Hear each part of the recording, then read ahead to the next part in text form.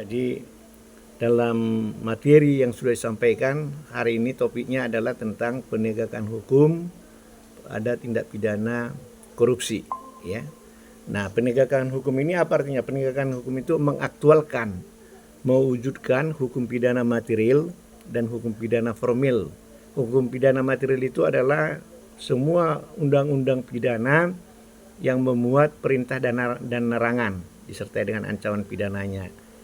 Kalau hukum pidana formilnya itu adalah hukum yang memuat tentang proses bagaimana menegakkan hukum pidana material.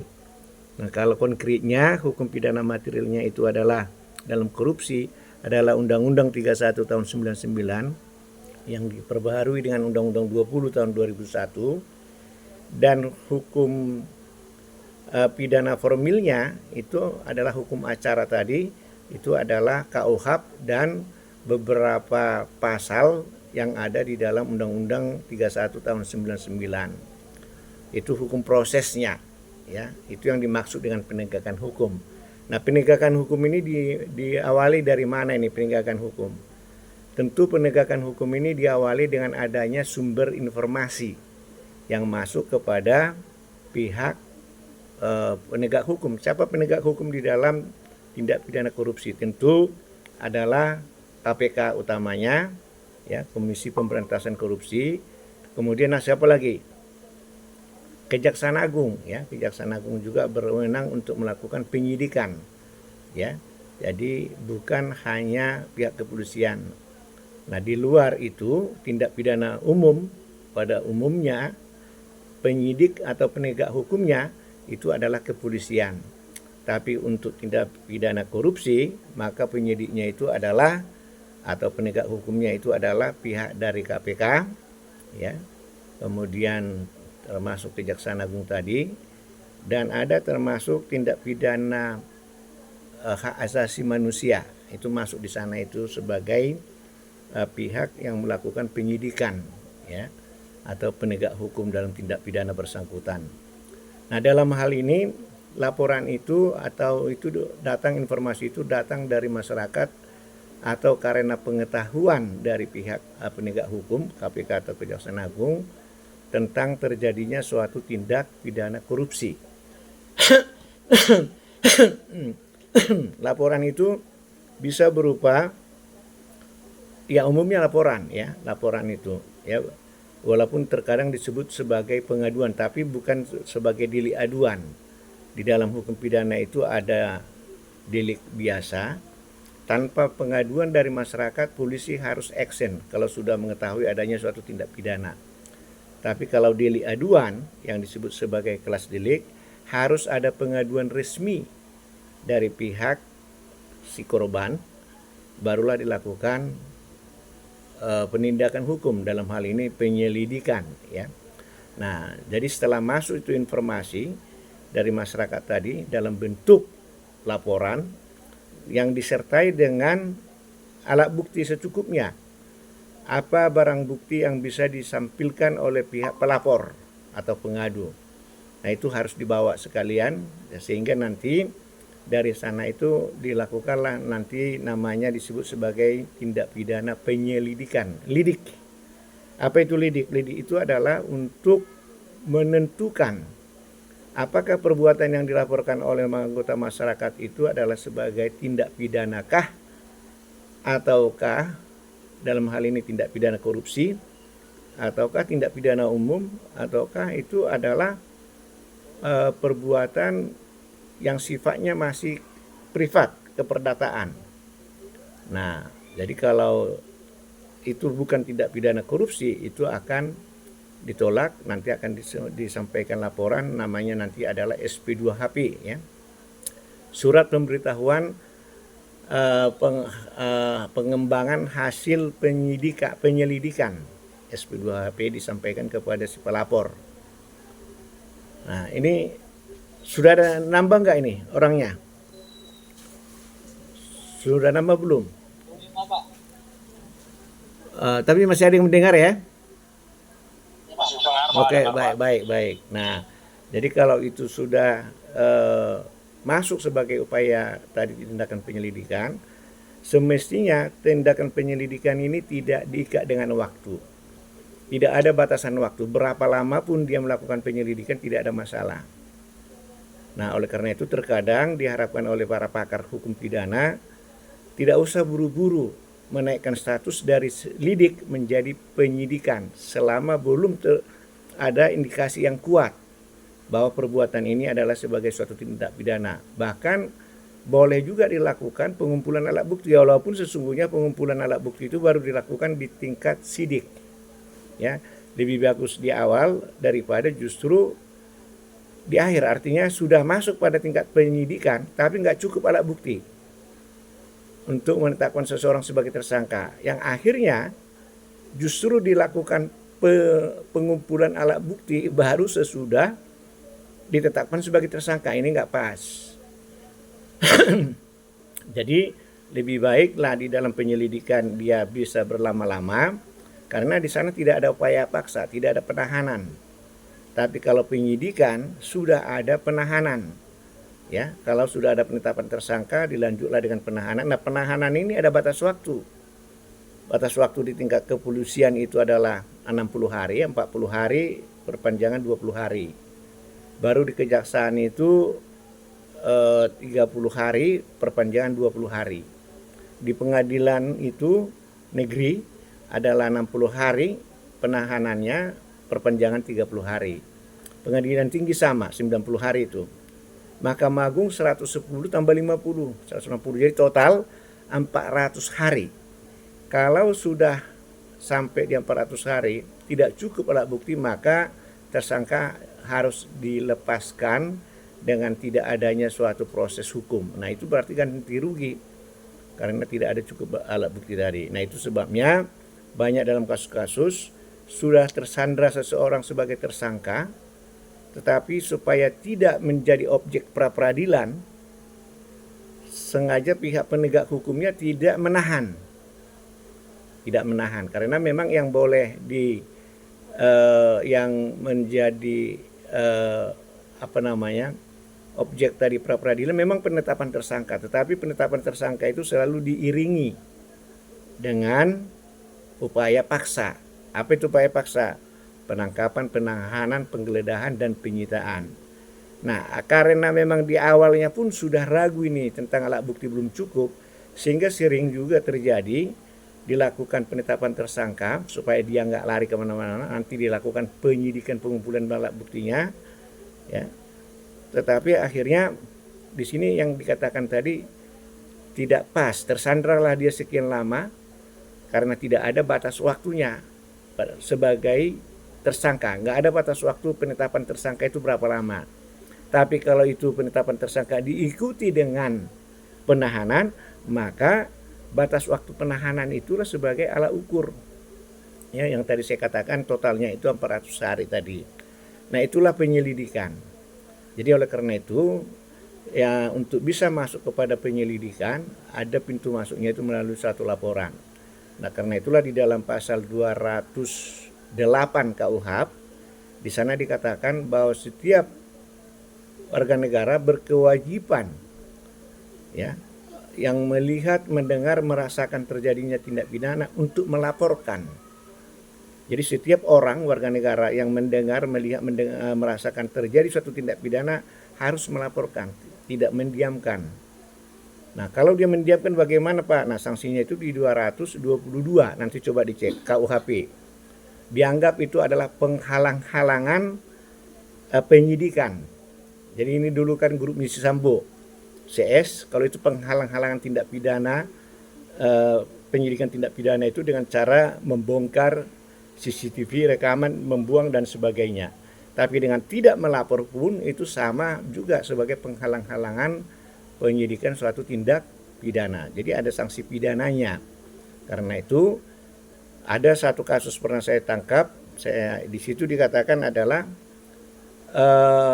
karena dia melaporkan terjadinya suatu tindak pidana, dilaporkan, ini dugaan. Nanti untuk menentukan apakah ini betul terjadi tindak pidana nanti pihak kepolisian. Nah, kecuali kalau yang dilaporkan itu mengada-ngada, palsu, masuklah nanti laporan palsu. Tapi kalau menurutnya ini adalah benar terjadi, dilaporkan, dan kemudian oleh pihak dilaporkan membalasnya dengan mengajukan gugatan perbuatan melawan hukum pasal 1365 KUHP Perdata, ya, KUHP Perdata, maka nggak masuk karena pasal 1365 KUHP itu adalah barang siapa karena perbuatannya melanggar hukum, melawan hukum,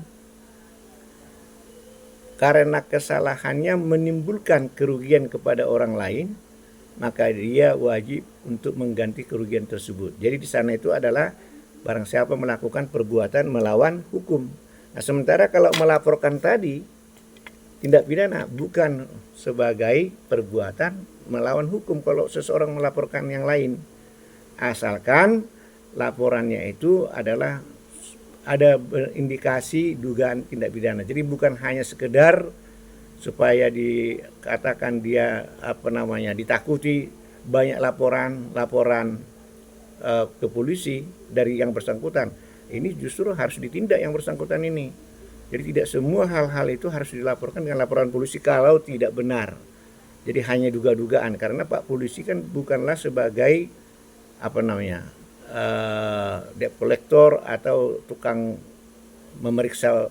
Pokoknya kita kasihkan kasus langsung dia harus periksa, enggak, harus ada bahwa semacam kronologis peristiwanya tambah dengan bukti yang sederhana, yang singkat untuk mendukung kronologis itu. Itulah yang disebut sebagai penyelidikan. Kalau nanti hasil penyelidikan betul bahwa ini adalah suatu tindak pidana, maka naiklah statusnya menjadi suatu penyidikan, sidik. Kalau sudah masuk pada penyidikan, maka itu berarti harus ada SP2P, surat pemberitahuan dimulai penyidikan. Disampaikanlah SP2P ini kepada pihak kejaksaan negeri setempat. Tujuannya apa? Supaya mereka itu saling cross check. Jadi tidak bisa lagi nanti tiba-tiba pihak kepolisian itu menghentikan begitu saja perkara yang sudah dilaporkan, akan dilakukan penyidikan, harus ada hasilnya. Nah, begitu juga nanti misalkan ini sudah dilimpahkan perkara ini ke kejaksaan, lantas kejaksaan menerbitkan surat ketetapan penghentian penuntutan SKPKP. Ya. Nah, itu nggak bisa juga. Jadi itulah di mereka itu saling cross check, ya, dengan saling memberitahukan pemberitahuan tadi itu, ya. Jadi fungsi dari penyidikan apa? Yaitu adalah untuk membuat terang suatu tindak pidana, dan berdasarkan itu dilakukan pengumpulan alat bukti. Nah, tadi kalau di dalam penyelidikan disebut adalah barang bukti. Tapi kalau di dalam penyidikan sudah lebih mengutamakan alat bukti dan barang bukti. Jadi alat buktinya harus ada. Apa itu alat bukti? Kalau di dalam KUHP itu pasal 184 KUHP ada keterangan saksi, keterangan ahli, surat petunjuk, keterangan terdakwa. 5 hal itu. Nah, kalau di dalam Undang-Undang 3199 atau nomor 20 tahun 2001 yang diperbarui dengan Undang-Undang nomor 20 tahun 2001 itu masuk di sana segala bentuk rekaman foto masuk. Nanti forensik nanti yang menilai, apalagi rekaman suara, apalagi video, ya, gambar. Nah, itu semua bisa menjadi suatu barang bukti dia, tapi bukan sebagai alat bukti. Kalau alat bukti sifatnya itu adalah langsung pernyataan, ya, keterangan saksi tadi ada yang disebut nanti itu adalah sebagai saksi mahkota misalkan, kalau itu turut serta, ya, itu yang disebut sebagai saksi mahkota itu, ya. Ada juga yang saksi bukan mahkota tapi menentukan, whistleblower, ya. Whistleblower itu adalah karena kepentingan pekerjaan, ya, dari kantornya dia mendengar bahwa kantornya ini hendak menggemplang pajak misalkan, ya, itu masuk whistleblower itu, ya. Nah, jadi kalau sudah masuk pada tingkat penyidikan, maka di sana bisa dilakukan adanya upaya paksa. Upaya paksa itu apa? Berupa adanya penangkapan, penahanan, penggeledahan, dan penyitaan. Itu yang disebut sebagai upaya paksa. Ya. Nah, upaya paksa ini, penangkapan itu bagaimana? Penangkapan dilakukan oleh pihak penegak hukum dalam hal apa dilakukan penangkapan? Sudah dipanggil 2 kali dalam pemeriksaan supaya hadir untuk diperiksa. Sebenarnya diperiksa di situ adalah klarifikasi kepada bersangkutan, tapi sengaja tidak hadir, maka dia akan bisa dijemput dengan upaya paksa tadi sampai dengan pemborgolan, ya. Nah, baru kemudian apalagi batas waktu penangkapan itu dibatasi waktunya hanya 24 jam.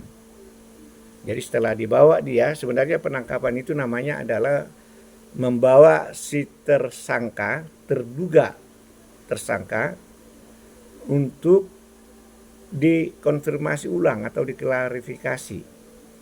Ya, tapi namanya istilahnya disebut dalam KUHP penangkapan. Ya, selama berapa itu? Selama dalam waktu 24 jam tadi. Ya. Jadi kadang orang datang dengan sendirinya dia ke kantor polisi. Nah, di sana dia disebut seolah-olah dia sudah ditangkap. Jadi nanti resmi dengan ini saudara ditangkap. Nah, berarti selesai penangkapan, maka lanjutlah itu nanti kalau diteruskan itu lanjutlah menjadi penahanan. Ya. Nah, kalau sudah ada penahanan berarti kan sudah jelas ada tersangkanya. Maka dikatakan kalau untuk bisa masuk sebagai penahanan harus tetapkan dulu si pelaku ini sebagai tersangka.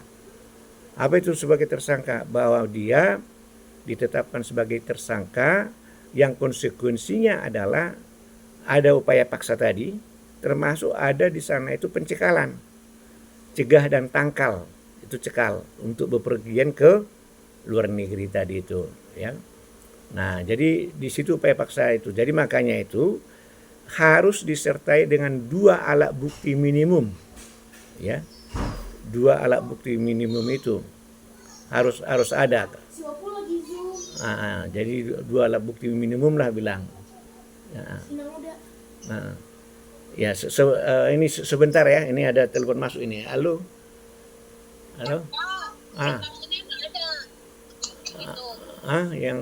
Yang cara dia apa di Dandan adanya, yang di apotek di Dandan itu ada, yang di Harapan Jaya Dandan, ya. Coba nanti cari ya, di Semir, ya. Jadi ini masih didengar nggak ini, kawan-kawan? Oke, baik. Nanti supaya banyak nanti pertanyaan kalian, makanya saya perluas dia. Nah, jadi di dalam proses penangkapan tadi itu harus juga disertakan dengan satu, harus ada surat perintah, ya, penangkapan, dan ada surat tugas kepada si petugas bersangkutan. Ada 2 dia mengantongi surat. Kalau itu adalah penggeledahan dan penyitaan, harus ada penetapan pengadilan yang dibawa dia datang mendatangi lokasi, ya. Nah, tentu kalau untuk penggeledahan ada batasan, khususnya untuk tempat-tempat ibadah, ya, misalkan masjid, mushola, ya, itu tidak boleh. Jadi harus dengan tidak tampak sebagai penggeledahan.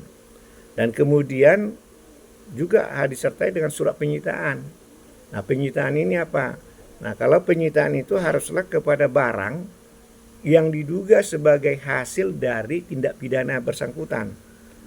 Kalau misalkan tindak pidana bersangkutan adalah narkotika misalkan, ya, ini bukan korupsi, narkotika, maka dilakukanlah penggeledahan penyitaan. Maka semestinya barang yang disita adalah berupa misalkan opium, sabu, yaitu heroin, ganja. Nah, kalau di dalam rumah itu ada misalkan di meja ada jam Rolex misalkan, lantas disita juga dengan alasan bahwa ini adalah hasil pembelian. Nah, itu nanti itu nggak masuk, ya, kecuali ada indikasi, ya, sangat kuat bahwa hasil penjualan narkotika ini dibelikan jam Rolex misalnya, ya. Nah, jadi harus dicatat berita acara semua itu, karena barang bukti ini juga bisa menjadi hal-hal yang krusial, menjadi hal-hal yang harus hati-hati. Kalian sebagai penasihat hukum harus kuat mensuarakan itu. Mana ini, dan seterusnya, ya. Bagaimana kalau mobil, Pak? Nah, kalau mobil diangkut boleh saja ketika mobil itu digunakan sebagai transportasi untuk atau setelah terjadinya tindak pidana, gitu ya. Itu untuk penggeledahan dan penyitaan. Nah, kemudian untuk penahanannya, memang penahanan ada syaratnya. Ada syarat objektif. Itu apa? Apabila perbuatan yang dipersangkakan itu dilakukan oleh si tersangka ini, diancam dengan pidana minimal 5 tahun. Itu bisa dia ditahan. Itu syarat objektif. Jadi kalau ada misalkan perbuatan yang dilarang dalam undang-undang pidana, tetapi ancaman pidananya adalah kurang dari 5 tahun, ya tidak bisa ditahan. Kecuali, ada pengecualian. Di dalam pasal 21 KUHP ada beberapa pasal, sekitar 16 pasal itu, yang dikecualikan. Yang artinya walaupun pasal ini tidak diancam dengan 5 tahun, pelakunya dapat ditahan. Antara lain seperti penggelapan 372 KUHP. Ancaman pidananya hanya 4 tahun tapi dapat ditahan. Karena sudah dikecualikan di dalam pasal 21 KUHP. Kemudian apalagi penipuan 378. Itu juga 4 tahun dapat itu. Ya, bahkan ada lagi yang dulu itu ada 335 perbuatan tidak menyenangkan, tetapi sudah diuji Mahkamah Konstitusi PUU, ya, pengujian undang-undang itu.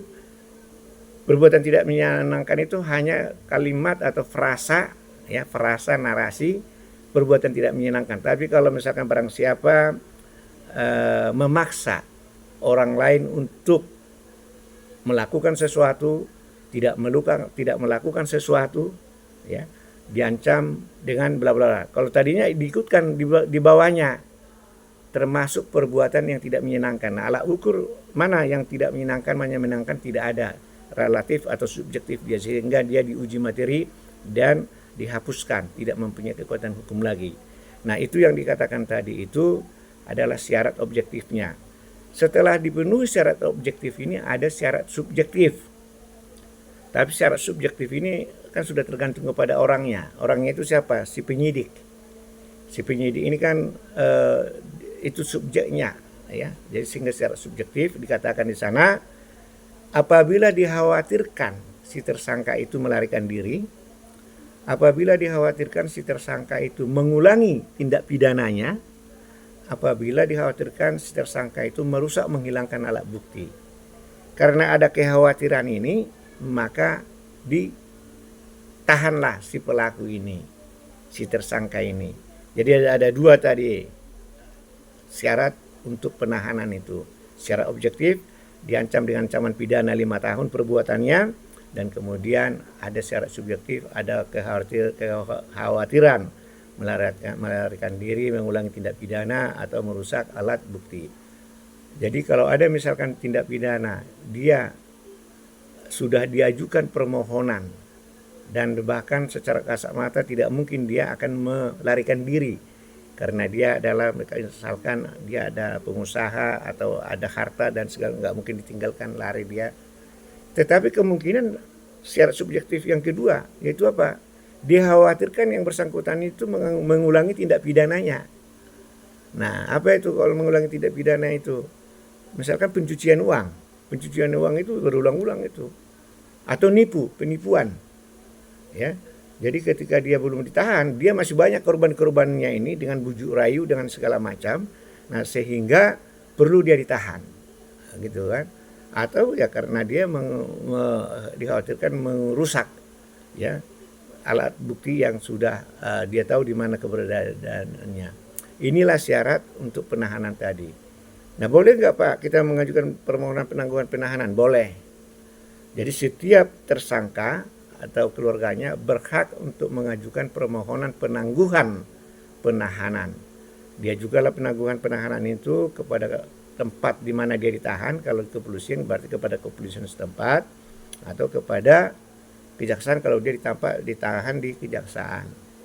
Dengan catatan dia membuat secara tertulis permohonannya, alasan-alasan apa, dan kemudian harus ada jaminan siapa sebagai penjamin dia tidak lagi melanggar yang 3 hal tadi, yaitu kekhawatiran melarikan diri, mengulangi tindak pidananya, dan merusak alat bukti tadi.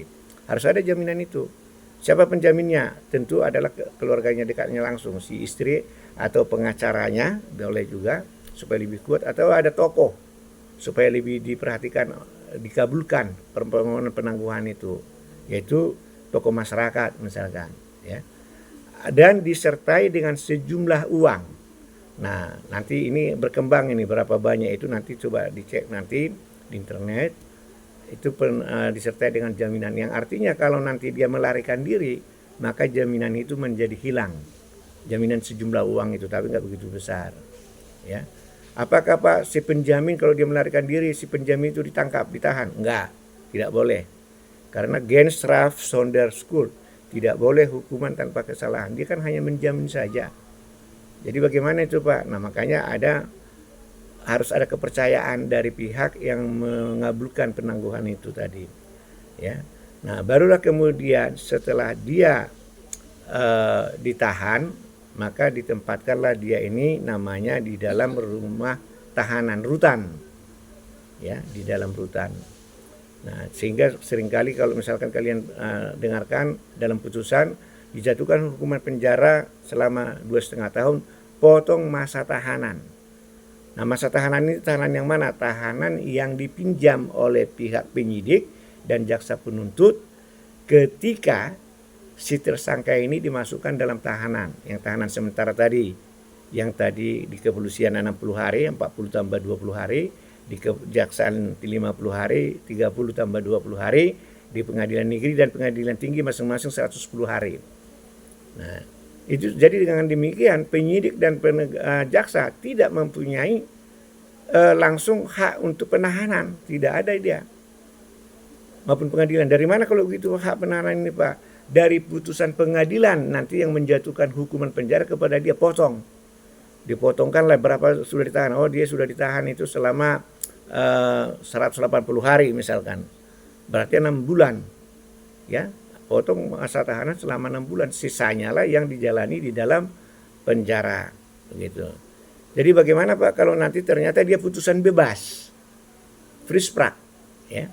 Nah, putusan bebas itu adalah sama sekali tidak terbukti bahwa terdakwa melakukan perbuatan yang didakwakan, sehingga dinyatakan diputus dengan putusan bebas murni, ya, bebas friesprach. Jadi putusan pidana ada 3. 1 putusan bebas itu friesprach tadi. 2 adalah putusan lepas namanya onslah. Yaitu apa ini? Nanti kalimatnya betul bahwa terdakwa terbukti melakukan perbuatan yang didakwakan, tetapi perbuatan itu bukanlah suatu tindak pidana. Berarti ini perdata. Ini dekat-dekat ini yang dekat-dekat dari perdata ke pidana yang mana ini Pak? Tindak pidana penggelapan dan penipuan. Itu dekat-dekat. Jadi memang ada seolah-olah dia bernuansa perdata, tetapi sesungguhnya penipuan. Atau sebaliknya, dia sebenarnya adalah perdata, tapi digiring menjadi tindak pidana penipuan. Jadi bagaimana untuk membedakannya? Nah, kalian harus punya jam terbang sarjana hukum itu, misalkan 5-10 tahun itu, supaya bisa melihat kapan mens reanya muncul. Bisa melihat mens rea itu harus melihat motifnya. Kapan motifnya, niat itu muncul. Nah, gitu kan, barulah di situ dilihat oh itu mens rea. Jadi berarti waktu dia membuat tanda tangan perjanjian dengan si Jet misalkan, sudah ada mens reanya di situ, ya, dari beberapa persiapan yang sudah dia lakukan. Nah, biasanya mens rea itu paling tampak itu adalah di penipuan, sudah direncanakan di awal. Tapi kalau penggelapan, mens rea muncul pada saat yang bersangkutan ingin menguasai barang yang ada padanya itu. Ya, jadi tidak direncanakan dari awal. 1 tahun, 2 tahun dia masih bagus bekerja di perusahaan itu. Tahun ketiga karena dia di kasir, kebetulan ada tekanan ekonomi, sudah ada niatnya untuk mengambil atau menggelapkan barang atau uang. Nah, disitulah muncul mens rea di tahun ketiga berarti. Tapi kalau penipuan dari awal, dia sudah ada rencana. Seperti si First Travel yang haji umroh. Pernah kalian dengar itu? First Travel itu yang di Jawa Timur. Pernah dengar? Kenapa? Itu kan first travel.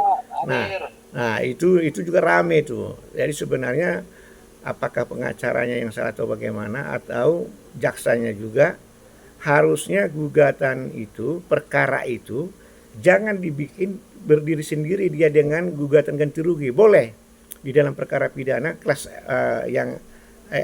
kelas action diajukan di situ juga gugatan ganti rugi supaya aset yang sudah disita itu dikembalikan kepada para nasabah yang sudah bayar nasabahnya. Karena itu kan hampir 900 miliar lebih, itu hampir 1 triliun dari lebih kurang 70.000 nasabah. Ya. Nggak tahu kalau sekarang ini apakah sudah cair apa belum. Padahal itu tahun 2013 sampai 2000 berapa itu. Jadi dirampas oleh negara aset itu, terus nggak diketahui entah kemana ini mau digunakan. Nah, saya dengar kemarin itu terakhir diajukan PK. Nah, mudah-mudahan PK itu mengatakan untuk dikembalikan kepada pihak nasabah. Nah, mekanismenya pun ini belum ada. Lain kalau kepailitan. Kalau kepailitan sudah jelas ya. Para kurator itu sudah ada di sana untuk bisa memberikan